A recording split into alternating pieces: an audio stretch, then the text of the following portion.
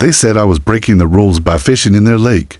A $500 fine, they said.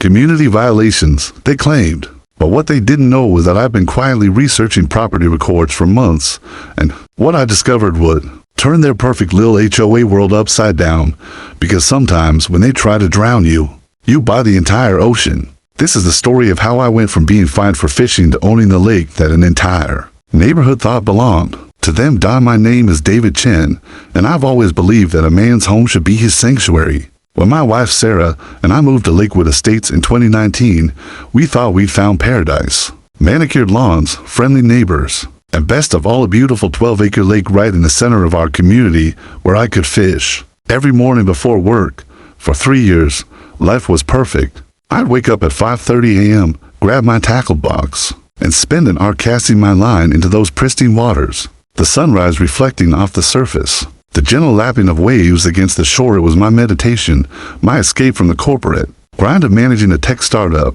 But paradise has a way of revealing its thorns. It started with Margaret Hoffman, our HOA president, a retired real estate agent with silver hair pulled into a perpetual bun, and eyes that could freeze hell over. She'd been watching me fish for months, I later learned, documenting every cast, every catch, every peaceful moment I thought belonged to me. Mr. Chen, she called out one Tuesday morning as I was packing up my gear. Her voice carried that particular tone that every homeowner dreads. The sound of incoming bureaucracy. We need to talk. I turned to face her, still holding my fishing rod. Good morning, Margaret. Beautiful day, isn't it? Not for much longer, she replied, pulling out a manila folder thick with papers. I'm afraid I have some disturbing news. You've been fishing illegally on private HOA property for years. The words hit me like a slap. What are you talking about? I live here. We all have lake access. It's in our community agreement. Margaret's smile was pure ice. I'm afraid you're mistaken. The lake belongs exclusively to the Lakewood Estates Homeowners Association. Fishing requires special permits, and recreational fishing by individual homeowners is strictly prohibited. Under Section 12.4.7 of the Community Covenant, she handed me the folder. Inside were photos, dozens of them showing me fishing at different times, different seasons. Some were taken with telephoto lenses from across the lake. Others appeared to be from Ring doorbells and security cameras. They'd been documenting my morning ritual like I was some kind of criminal. This is insane, I said, flipping through the surveillance evidence. Nobody told me fishing was prohibited. I've lived here for 3 years, ignorance of the rules isn't an excuse. Mr. Chen, you violated HOA covenants 847 times by our count. That's a fine of $50 per violation. Margaret's pen scratched across a citation form. Your total penalty is $42,350, due within 30 days. My world tilted. $42,000 for fishing in what I thought was my own community lake. You can't be serious, I stammered. This is extortion. This is enforcement. Margaret corrected. We have a beautiful community here, Mr. Chen, and rules exist to protect everyone's investment. Your unauthorized fishing has damaged our ecosystem and violated the trust of your neighbors. That's when I noticed them other neighbors standing at their windows, watching. Some looked sympathetic, others seemed to be enjoying the show. But one face stood out. Tom Bradley from the houses down. He was filming everything with his phone, a slight smirk on his face. If you can't pay the fine, Margaret continued, we'll be forced to place a lien on your property and pursue legal action. I suggest you consult with a lawyer. She turned and walked away, leaving me standing there with a folder full of evidence and a financial penalty that could destroy my family's savings. That evening, I sat Sarah down and showed her everything, the photos, the citation, the impossible fine. She stared at the papers in disbelief. How is this even legal? She asked, her voice breaking. We never signed anything saying we couldn't fish. I don't know, I admitted, but I'm going to find out. That night, I couldn't sleep. I kept thinking about Margaret's confident smile, about Tom filming my humiliation, about how quickly my peaceful morning routine had become a $40,000 to $1,000 nightmare. But as I lay there in the dark, something else was bothering me, something about Margaret's words didn't add up. She'd said the lake belonged to the HOA, but when we bought our house, our realtor specifically mentioned lake access as one of the community's premier amenities. I'd seen the marketing materials. They bragged about the fishing opportunities. At 3 a.m., I got up and started digging through our closing documents, property surveys, deed restrictions, community covenants, everything we'd signed when we bought the house. And that's when I found the first crack in their perfect case. The original community covenant, from when Lakewood Estates was developed in 1987, clearly stated that the lake was a common area for the recreational enjoyment of all residents. There was no mention of fishing permits or restrictions. Margaret had cited Section 12.47 of the Community Covenant, but according to my documents, there was no Section 12.4.7. The covenants only went up to Section 8. Someone was lying, and I was going to find out who. The next morning, instead of fishing, I drove to the county courthouse. If they wanted to play legal games, I'd make sure I knew all the rules. The Hall of Records became my second home for 2 weeks. I spent every spare moment buried in property documents, surveyor maps, and legal filings dating back to the 1980s. What I discovered made my blood boil.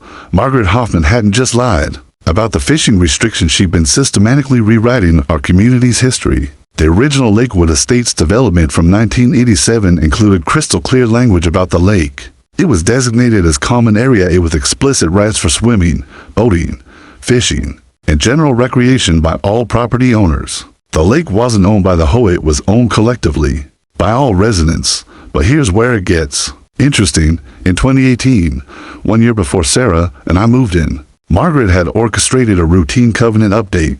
During a sparsely attended HOA meeting, only 7 homeowners showed up out of 127 total.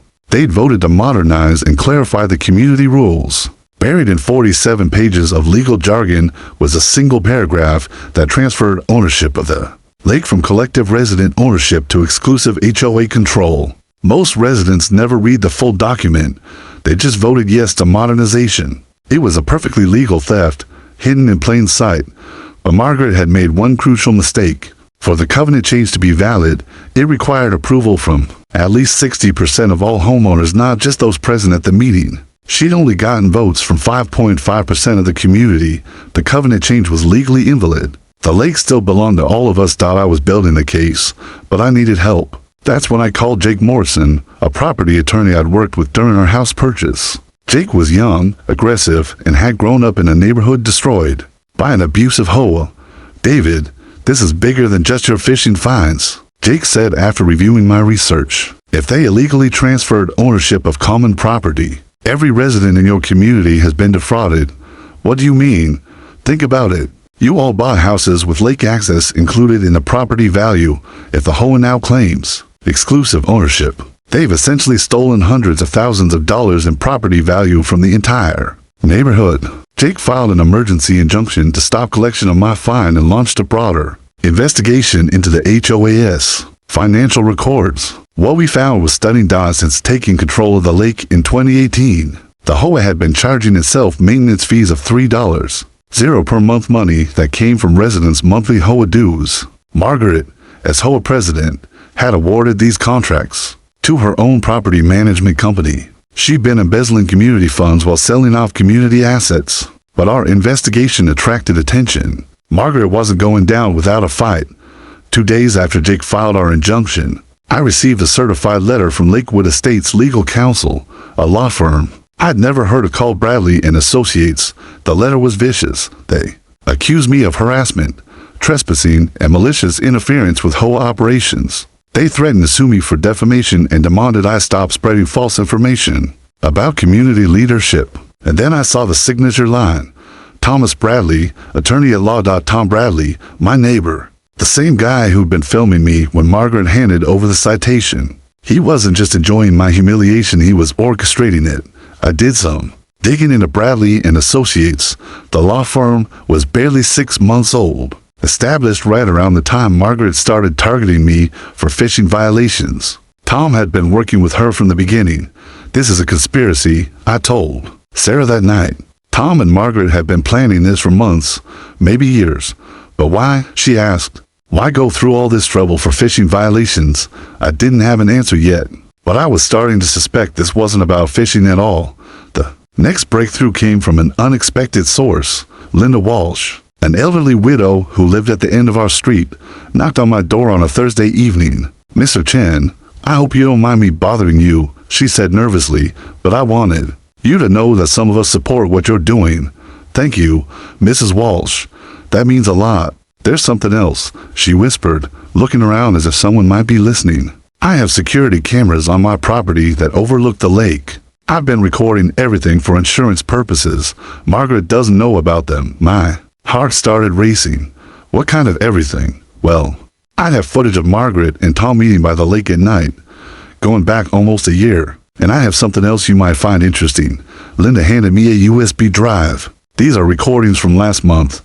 You should watch them. That night, I loaded the files onto my laptop. The footage was grainy, but clear enough. Margaret and Tom meeting by the lakeside at 11 p.m. on multiple occasions. They were planning something, but the audio wasn't clear enough to understand their conversations. But the final video file changed everything. It was dated just 3 days before Margaret confronted me with the fishing citations. The camera had caught Margaret and Tom meeting near the boat dock, and this time, the audio was crystal clear. Margaret's voice carried across the water. Once we get Chen out of the way, we can move forward with the development proposal. Tom's reply made my blood freeze. My client is prepared to offer $2.8 million for the lake parcel, but only if we can guarantee no resident fishing rights or access restrictions. Don't worry. Margaret laughed. After we make an example of Chen, nobody else will dare challenge our authority. We'll have absolute control over the lake within 6 months. They weren't just stealing the lake from residents. They were planning to sell it to a private developer. Jake and I immediately filed a motion for emergency discovery, demanding all financial records and communications between Margaret, Tom, and any potential buyers. But Margaret's response was swift and brutal. The next morning, I woke up to find a legal notice taped to my front door. Notice of HOA hearing. Proposed expulsion of David Chen for community violations. They were trying to kick me out of my own neighborhood. The hearing was scheduled for the following week. If they succeeded, Sarah and I would lose our home, our investment, and any legal standing to fight for the lake. But I wasn't giving up. Not when I was this close to exposing the truth. Jake had one more card to play. David, there's something I haven't told you. I've been researching the lake itself, not just the property records, but the actual land ownership. What do you mean? The lake predates the neighborhood development by almost a century. It was created by a natural spring and has been there since the 1800s. I think there might be issues with who actually owns the water rights. You mean Margaret might not even have the right to sell it? Jake smiled. I mean nobody in your neighborhood might have the right to sell it, including the original developers. We had 5 days until the expulsion hearing. 5 days to prove that an entire community had been built on a foundation of lies. The Lakewood Estates Community Center had never seen a crowd like this. Word had spread through the neighborhood about my expulsion hearing, and nearly every resident had shown up. Some came to support me, others to watch Margaret and the HOA board deliver what they assumed would be swift justice. Margaret sat at the head table wearing a navy blue power suit, flanked by Tom Bradley and the other board members I barely knew. Their confidence was palpable. They had their documents, their evidence, and their predetermined outcome. What they didn't have was the truth. Jake and I had spent the previous week preparing for war. We'd uncovered financial records showing Margaret's embezzlement, traced the money trail to Tom's law firm, and most importantly, we discovered something that would blow this case wide open. This hearing is called to order, Margaret announced, banging the gavel like she was presiding over the Supreme Court. We're here to address the repeated and flagrant violations of community covenants by resident David Chen. She began reading from her prepared statement. 47 alleged violations, destruction of community property, harassment of board members. It was a masterclass in character assassination. Mr. Chen has shown complete disregard for the rules that govern our community, Margaret continued. His illegal fishing activities have disrupted our lake ecosystem and violated the trust of his neighbors. The board recommends immediate expulsion from Lakewood Estates. A murmur rippled through the crowd. Some neighbors looked sympathetic. Others seemed convinced by Margaret's presentation, but I noticed Linda Walsh in the back row, giving me an encouraging nod. Mr. Chen, you have 15 minutes to present your defense, Margaret said dismissively. I stood up, feeling the weight of 120 pairs of eyes on me. This was it. Everything Sarah and I had worked for, everything we built, came down to the next 15 minutes. Thank you, Margaret, I began, deliberately using her first name instead of her title. I appreciate the opportunity to clear up some misconceptions. I walked to the front of the room and set up Jake's laptop, connecting it to the projector we brought. First, let me show everyone what this hearing is really about. The screen lit up with Linda Walsh's security footage, Margaret and Tom meeting by the lake, discussing their plans to sell common property to private developers. Margaret's voice echoed through the community center. Once we get Chen out of the way, we can move forward with the development proposal. The room erupted. Residents jumped to their feet, shouting questions and accusations. Margaret pounded her gavel frantically. This is inadmissible, Tom Bradley shouted, jumping up from his seat. That recording was obtained illegally. Actually, Jake said, standing to address the crowd. Security footage from private property is completely admissible in HOA proceedings, and Mrs. Walsh has been recording for insurance purposes for over 2 years. Order, order. Margaret screamed, her composed facade cracking. Mr. Chen, you're out of line. This hearing is about your fishing violations, not about your plan to steal the lake. I interrupted. The crowd fell silent.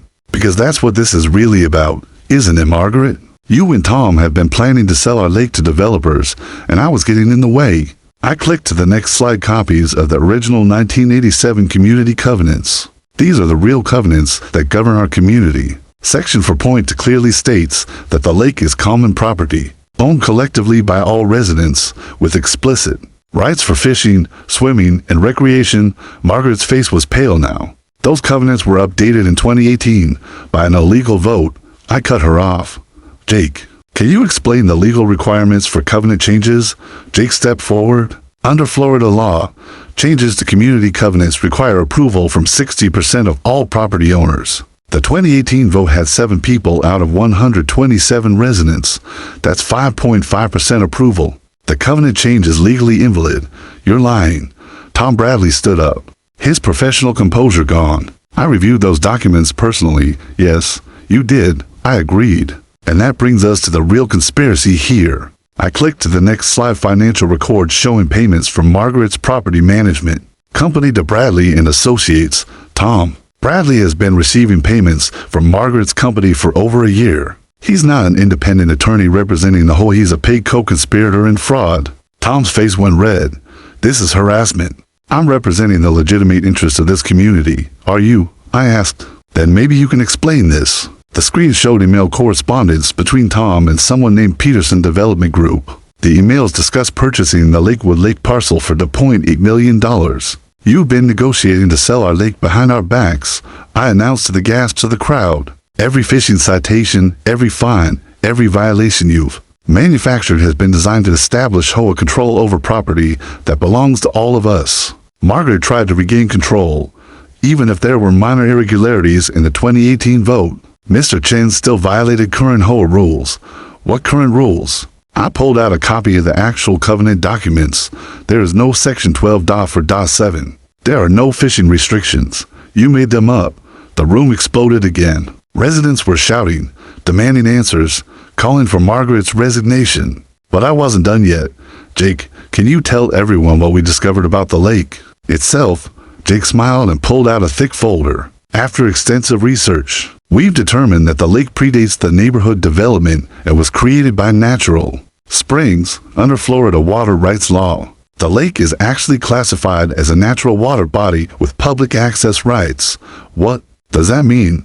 Someone shouted from the crowd. It means, I said, that not only does Margaret have no right to sell the lake, nobody does. The lake belongs to the public, and any attempt to restrict access or sell it to private developers is illegal. Margaret was standing now, frantically shuffling papers. This hearing is adjourned. Mr. Chen, you're expelled from this community effective immediately. Actually, Jake interrupted. Mr. Chen has filed a lawsuit in circuit court challenging the validity of this entire HOA board. Until that case is resolved, no expulsion can take place. You can't do this. Tom Bradley shouted. I'll have you both disbarred. With what authority? I asked. You're not even a licensed attorney in Florida. The room went dead silent. Jake pulled out another document. Thomas Bradley's law license was suspended in Georgia for ethical violations in 2019. He's been practicing law illegally for over 3 years. Tom's face went white. He grabbed his briefcase and headed for the door, but 3 residents blocked his way. I think we should call the police, Linda Walsh announced from the back of the room. We have a con man practicing law and a board president, embezzling community funds. Margaret made one last desperate play. None of this matters. The expulsion vote stands. All in favor of expelling David Chen, raise your hands. She looked around the room expectantly. Not a single hand went up. Instead, someone in the crowd shouted, all in favor of removing Margaret Hoffman as HOA president. A forest of hands shot into the air. Margaret grabbed her gavel and her papers, heading for the exit. But as she reached the door, she turned back with pure hatred in her eyes. This isn't over, Chen. You have no idea what you're up against. And then she was gone, leaving behind a room full of residents who'd finally learned the truth about their community leadership. But as the crowd celebrated our victory, I couldn't shake the feeling that Margaret was right. This wasn't over, not by a long shot.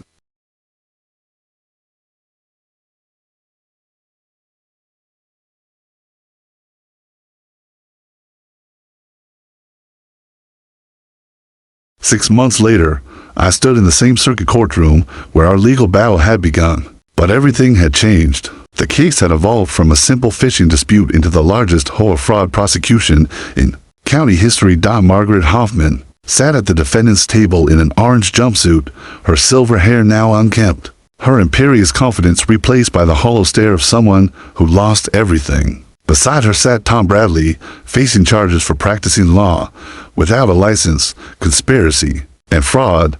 Judge Patricia Vance looked over her reading glasses at the packed courtroom. Residents from Lakewood Estates filled every seat, along with reporters, other HOA victims, and legal observers. Our case had become a rallying cry for community rights across Florida. Before I deliver my ruling, Judge Vance began, I want to address the broader implications of this case. What we've witnessed here is not just individual fraud, but systematic abuse of the trust that communities place in their elected leaders. She turned to Margaret. Ms. Hoffman, you were entrusted with protecting your neighbors' interests. Instead, you conspired to steal their property and embezzle their money. Your actions have damaged not just the plaintiffs, but the very concept of community governance. Margaret stared straight ahead, showing no emotion. Mr. Bradley, the judge continued, you used your legal credentials you didn't legally possess to perpetuate fraud against an entire neighborhood. Your betrayal of the legal profession is particularly egregious. Tom looked broken, his earlier arrogance completely gone. Therefore, Judge Vance announced, I find both defendants guilty on all counts. Ms. Hoffman is sentenced to 4 years in state prison and ordered to pay full restitution of $847. Zero to the Lakewood Estates community. Mr. Bradley is sentenced to 2 years in prison and permanent disbarment from legal practice in any jurisdiction. The courtroom erupted in applause. Sarah squeezed my hand as tears rolled down her cheeks. We'd won, but Judge Vance wasn't finished. However, this case has raised additional issues that extend beyond criminal prosecution. Mr. Morrison, your research into the lake ownership has created some unexpected complications. Jake stood up. Yes, Your Honor. We discovered that the lake predates the neighborhood development and falls under state water rights law. Which brings us to the most interesting aspect of this case. The judge said with a slight smile, Mr. Chen, would you approach the bench? I walked forward, confused about what was happening. Mr. Chen, during the investigation, your attorney discovered that the lake was created by natural springs and has existed for over 150 years. Under Florida statute, any individual can file a claim for water rights on unregistered natural bodies. Are you aware that you filed such a claim 8 months ago? My heart stopped. I looked back at Jake, who was grinning like he'd won the lottery. Jake filed that as part of our research. I thought it was just to establish public access rights. Well, Judge Vance said, the state has approved your water rights claim. Congratulations, Mr. Chen. You now legally own the lake. The courtroom fell silent. Then the silence broke into cheers, applause, and complete chaos. I own the lake, not the HOA. Not the community. Me. As we left the courthouse, reporters surrounded me with questions. Double quotes, Mr. Chen. What are you going to do with the lake? Are you going to sell it to developers? Will you ban fishing like the HOA tried to do? I stopped on the courthouse steps and looked back at my neighbor's people who'd supported me through the darkest period of my life. I'm going to do what should have been done from the beginning. I announced, the lake belongs to the community. I'm transferring ownership to a community trust that will be managed by elected residents. not appointed board members. The crowd cheered again, but I added with a smile, there's going to be one small rule change. From now on, fishing is not just allowed, it's encouraged, and every morning at sunrise, you'll find me there with my rod, casting into our lake. 6 months after that, Lakewood Estates had transformed into what it was always supposed to be, a real community. We'd established new HOA bylaws with term limits, transparent finances, and resident oversight. Margaret's embezzled funds had been recovered and used to improve community amenities. The lake was thriving. Fish populations had actually increased with more people caring for the ecosystem. We'd added walking trails, picnic areas, and a community dock. But the best part? Every morning at 5:30 a.m., I still walked to the lake with my tackle box. Now, I was usually joined by 5 or 6 other residents who discovered the peace of sunrise fishing. And sometimes, when the light hits the water just right, I think about how a simple fishing citation led to uncovering a conspiracy, exposing corruption, and ultimately bringing a community together. Margaret Hoffman tried to fine me $40 for fishing in her lake. In the end, she lost everything, and I gained ownership of the entire lake. Sometimes justice doesn't just prevail, it comes with a perfect view of the sunrise and the best fishing spot in the county. If you live in an HOA community, know your rights, read your actual covenants, attend board meetings, and question authority when something doesn't seem right. Your morning coffee ritual shouldn't cost you $40 to $1,000, but if it does, fight back. Because sometimes when they try to drown you, you end up owning the entire lake. Like this video if you believe communities should be run by residents, not tyrants. Subscribe for more stories of people fighting back against injustice. And remember, always read the fine print, especially when it comes to fishing.